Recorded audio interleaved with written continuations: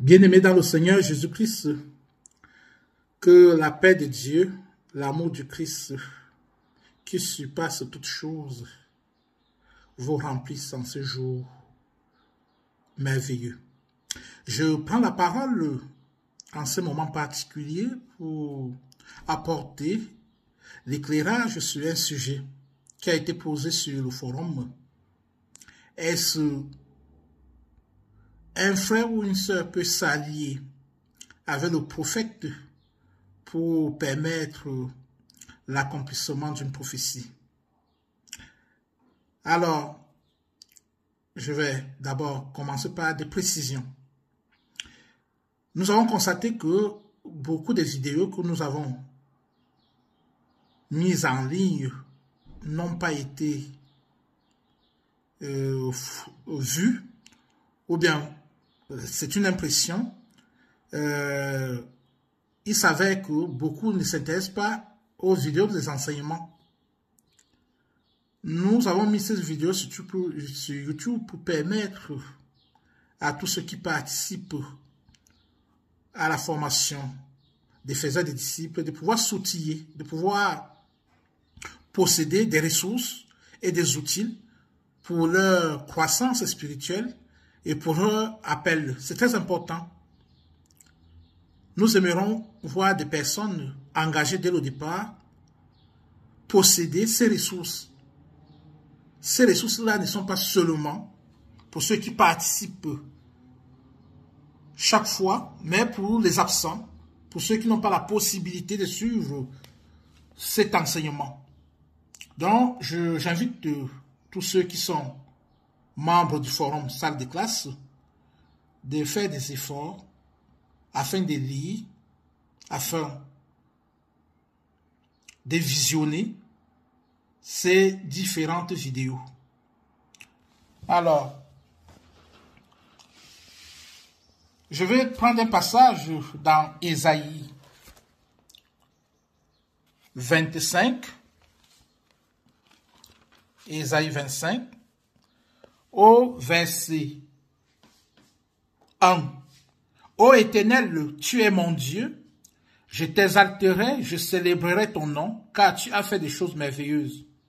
Tes desseins conçus à l'avance se sont fidèlement accomplis. Voilà une prophétie d'Ésaïe. Ésaïe exalte le Seigneur, il le célèbre à cause de son nom et à cause de sa fidélité. Parce que Ésaïe est en train de vivre des choses que Dieu avait conçues à l'avance. Et il est témoin de l'accomplissement de ces choses merveilleuses dans sa vie. Dieu est fidèle, Dieu est cohérent, Dieu est constant dans sa volonté, dans l'accomplissement de sa volonté. Si un prophète nous fait des révélations sur notre vie, la première des choses, c'est de le remercier et de chercher la pensée de Dieu sur la révélation du prophète ou bien de l'apôtre ou bien du pasteur. C'est dans ton intimité avec le Seigneur que le Saint-Esprit te révélera le plan de Dieu pour ta vie, ce qui arrivera dans le futur. L'homme n'est qu'un outil. Et dans 80% de révélations, il y a toujours le côté humain qui domine la pensée divine. Souvent, il y a un manque de précision. On ne vous dit pas l'année, on ne parle pas de ton nom, on ne parle pas de la ville, on ne parle pas du lieu. Alors que la prophétie, la révélation de Dieu ne crée pas de doute. La révélation ne vient pas créer la confusion chez un enfant de Dieu. Parce que tu as l'Esprit de Dieu en toi. Tu as l'Esprit de Dieu en toi. Et l'Esprit de Dieu éprouve les esprits. L'Esprit de Dieu éprouve les paroles que tu reçois.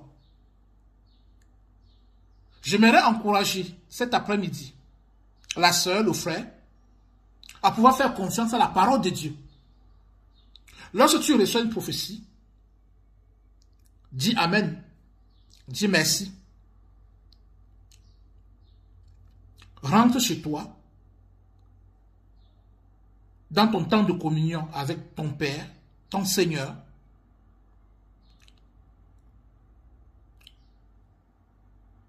Décide de lui parler de cette révélation que tu as reçue de la part de tel ou bien de tel.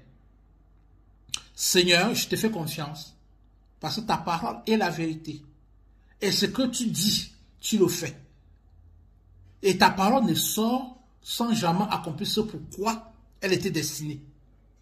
Dans Ésaïe 55, verset 11. On n'accompagne pas la révélation de Dieu. On n'accompagne pas le serviteur de Dieu. Si le serviteur de Dieu, il doit laisser Dieu souverain. S'il a été mandaté par Dieu de t'annoncer une nouvelle, tu n'as pas besoin de l'accompagner pour que la révélation s'accomplisse. Dans l'histoire de la Bible, de la Genèse à l'Apocalypse, il n'y a jamais eu un événement auquel quelqu'un a participé avec l'homme de Dieu pour son accomplissement. Puisque Dieu accomplit sa parole, il veille sur sa parole pour l'accomplir. Dieu peut utiliser les hommes, comme il peut utiliser les animaux, comme il peut utiliser la création pour accomplir sa vision ou bien accomplir sa parole. Mais nous n'avons pas l'obligation d'accompagner l'homme de Dieu pour que la prophétie puisse s'accomplir. Donc, tout homme de Dieu qui t'invitera à s'allier avec lui pour que la prophétie puisse s'accomplir est un menteur. Il ne fait pas confiance à la parole de Dieu. Il ne fait pas confiance à l'autorité du Saint-Esprit. Et il ne fait pas confiance à lui-même. Si Dieu l'a utilisé pour te dire une chose, alors qu'il laisse donc Dieu qui l'a mandaté accomplir la chose. La chose n'est pas de l'homme. La parole qu'il a reçue vient de Dieu et la parole est la volonté de Dieu et la parole est Dieu. La souveraineté de Dieu est au-dessus de notre parole. La souveraineté de Dieu est au-dessus de l'homme de Dieu. L'homme de Dieu n'est qu'un instrument, un outil pour que cette parole soit destinée à une personne. Jonathan et Rosier, nous avons dû échanger hier matin et vous avez quelques références avec vous. Lorsque je prends 1 Corinthiens 14 au verset 32, les esprits des prophètes sont soumis aux prophètes, car Dieu n'est pas un Dieu de désordre, mais de paix. Donc, que l'esprit du prophète soit soumis au prophète et que le prophète soit soumis à Dieu. Nous pouvons prier pour la révélation. Nous pouvons prier pour son accomplissement. Oui, Seigneur, je te rends grâce pour cette révélation que j'ai reçue. Toi qui es souverain, toi qui utilises ta parole pour créer, pour relever, pour guérir, pour restaurer, j'ai foi en ta parole, que ta volonté se manifeste. Maintenant ou dans le futur, Seigneur, je suis patient et je sais que tu es vivant et que ta parole sera accompagnée des signes, des prodiges et des miracles. Je te rends grâce, Seigneur, pour tes bienfaits dans ma vie.